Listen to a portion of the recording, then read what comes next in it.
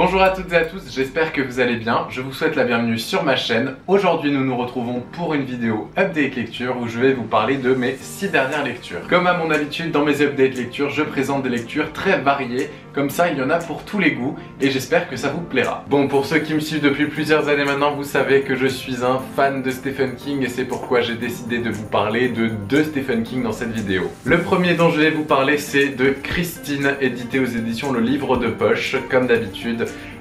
Que j'ai lu cet été. Dans ce roman de fantastique et d'épouvante, Stephen King nous dresse le portrait de cette mystérieuse Christine qui est jeune, qui est séduisante, qui aime les sensations fortes.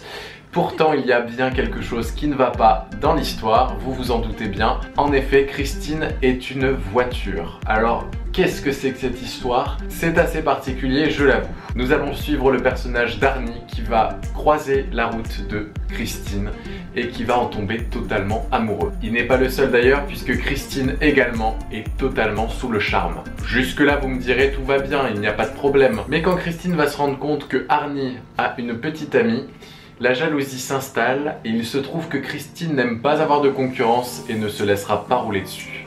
Vous noterez le petit jeu de mots, rouler dessus. Ok, j'arrête. J'ai lu ce livre cet été comme je vous l'ai dit et ça a été une lecture plaisir total. Habituellement dans les Stephen King on rencontre souvent de nombreuses longueurs qui sont difficiles pour les nouveaux lecteurs de cet auteur.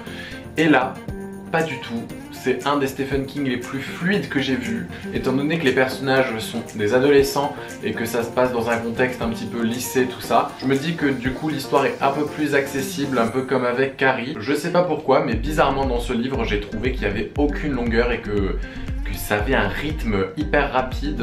On est totalement happé par l'histoire, les personnages sont attachants. Le personnage de Christine est juste trop bien construit et ça part pas dans du trop fantastique et trop louche, irréel. On se dit une voiture vivante, mais qu'est-ce que c'est que cette connerie? Mais au final pas du tout parce que ça a vraiment une crédibilité assez étrange. Je vous propose d'attaquer maintenant avec le deuxième Stephen King de la sélection. Il s'agit de Nuit Noire, Étoile Morte. Et là, c'est un bon gros pavé et il s'agit d'un recueil de nouvelles. J'ai décidé dans cette update lecture de vous parler que d'une seule nouvelle, tout simplement parce que j'en ai lu qu'une dans ce recueil. Il s'agit de la nouvelle 1922. Pourquoi est-ce que j'ai choisi de lire cette nouvelle en particulier? Tout simplement parce que j'ai vu sur Netflix qu'il y avait un film qui avait été adapté de cette nouvelle. J'ai regardé la bande-annonce, je me suis dit ok Arthur, cours acheter ce livre. Et c'est bien simple ici, une nouvelle fois ça a été totalement un coup de cœur parce que l'histoire est carrément démentielle. Je vais vous lire le résumé de l'éditeur qu'il y a derrière au dos, qui est résumé en une phrase parce qu'il y a du coup tous les noms des nouvelles avec le résumé de la nouvelle en particulier en une seule phrase.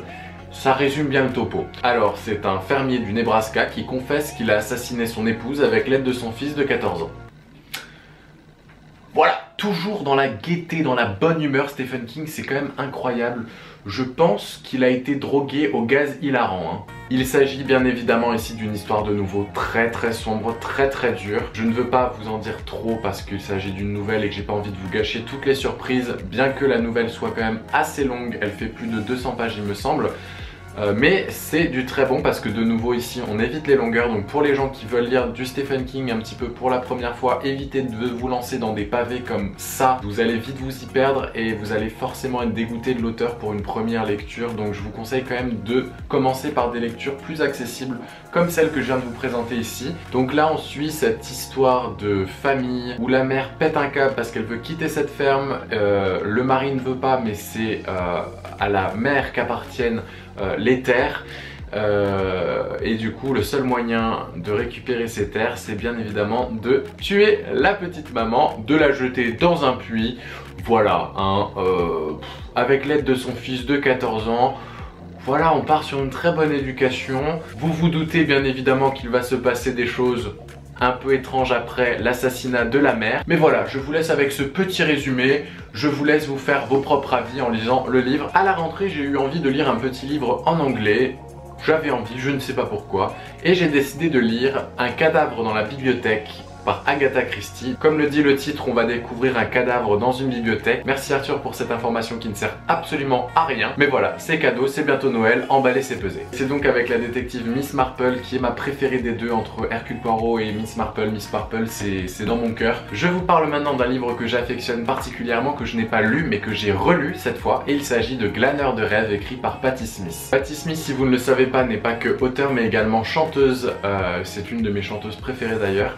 Donc c'est vraiment une femme que j'admire sur tous les points. Ici elle nous offre un tout petit recueil avec plein de petites histoires et c'est des petits textes comme ça qui se lisent très rapidement. C'est un livre que j'ai dû lire bien 4-5 fois et c'est vraiment un pur bonheur parce que c'est un livre qui est plein de poésie, qui est plein de nostalgie. C'est beau, c'est agréable à lire, ça fait du bien. Et vraiment, je vous le conseille 1000 fois, même si vous n'écoutez pas Patti Smith, même si vous n'avez pas lu les autres livres de Patti Smith. Pour une petite lecture où vous avez envie de vous évader dans un monde de nostalgie, foncez sur ce livre. Je passe à une deuxième partie de la vidéo tout simplement parce que je ne vais plus vous parler de livres papier mais de livres audio. C'est bien simple, j'ai de nouveau été mis en contact avec cette même plateforme, donc la plateforme de livres audio Audible, et donc ils m'ont proposé 2 livres audio, donc avec 2 crédits de livres audio pour que je puisse les écouter et que j'en donne mon avis. Le premier livre que j'ai pu découvrir en livre audio, c'était Les Correspondances d'Albert Camus et de Maria Cazares, édité aux éditions Gallimard, et je pense réellement que ça a été une de mes meilleures lectures en livre audio. L'histoire est lue par 2 grands acteurs du cinéma. Les lettres d'Albert Camus ont donc été lues par Lambert Wilson, qui est un acteur que j'adore et qui a vraiment une voix très grave, très immersive, reposante. On écoute sa voix, on est transporté. J'avais l'impression de quitter ce monde pour rejoindre Albert Camus dans son bureau qui écrivait ses lettres, c'était juste incroyable. Et donc Maria Cazares a été interprétée par Isabelle Adjani qui est également une actrice. J'ai également beaucoup aimé sa voix qui collait bien au personnage de Maria Cazares qui était très féminine. Et donc les 2 voix, cet échange de lettres, quand on l'écoute, c'est comme si on était face à une réelle conversation. On avait l'homme, la femme qui se répondaient et on était vraiment dans leur vie privée. On suivait leur histoire d'amour. Donc pour ceux qui ne connaissent pas les correspondances d'Albert Camus de Maria Cazares, c'est tout simplement une correspondance amoureuse.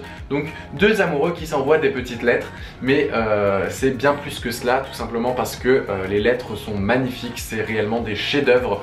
Moi j'avais un petit carnet à côté de moi quand j'écoutais le livre audio et je reportais des citations qui me parlaient, qui me percutaient, et c'était vraiment une lecture divertissante, intéressante, un livre que j'ai beaucoup aimé. Enfin, le deuxième et le dernier livre de cette sélection pour cette update lecture, c'est le dernier Amélie Nothomb, donc Les Prénoms épicènes, sorti aux éditions Albin Michel lors de la rentrée littéraire. Je m'arrête quelques instants sur cette fameuse rentrée littéraire. Audible vous propose donc un nouveau catalogue spécial rentrée littéraire avec plusieurs ouvrages de cette rentrée littéraire. Je trouve que c'est un super moyen de découvrir les pépites de la rentrée littéraire en livre audio.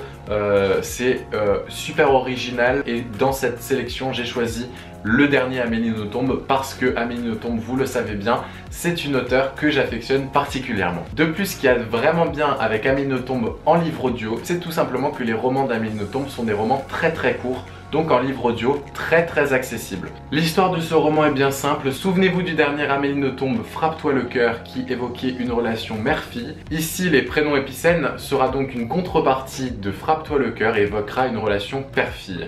J'ai beaucoup aimé ce livre également. Franchement, j'ai plus d'arguments à dire pour Amélie Nothomb, parce que c'est juste on aime ou on n'aime pas, et moi j'adore. Vu qu'ils sont déjà très courts, si je vous donne déjà le topo de l'histoire, je vais vous gâcher forcément votre lecture. Donc lancez-vous à l'aveugle, ça sera forcément un coup de cœur, moi je vous l'assure. Et je vous annonce que c'est la fin de cette update lecture, j'espère réellement qu'il vous aura plu. J'espère que je vous aurai donné de bonnes idées pour vos prochaines lectures ou vos prochains achats. J'en profite quelques secondes pour remercier Audible pour avoir sponsorisé cette vidéo et pour m'avoir offert 2 crédits audio pour tester de nouveau la plateforme et vous parler de 2 lectures, dont une de la rentrée littéraire. Avant de vous laisser à vos lectures, je vous annonce que je souhaite faire une vidéo pour un peu clôturer l'année. Je ne sais pas si elle sortira en fin d'année ou alors en début de l'année prochaine, mais en gros ça sera pour clôturer cette année 2018. Je compte faire une vidéo qui sort un peu de l'ordinaire où je réalise vos défis avec Noé que vous avez vu dans le précédent live, donc la précédente vidéo. Donc je vous demande en commentaire de poster vos défis que vous voulez que nous réalisions. Je vous demande d'être gentil. Non, en fait, lâchez-vous, faites ce que vous voulez. Autant que vous vous moquiez bien de moi, donc allez-y, lâchez-vous, tout est permis. Nous, on essaiera de réaliser le maximum de défis possibles en gardant un minimum de dignité. Donc voilà, j'espère que cette prochaine vidéo vous plaira. Et maintenant, je vous laisse, je vous remercie d'avoir regardé cette vidéo jusqu'au bout et je vous dis à très bientôt. Bye!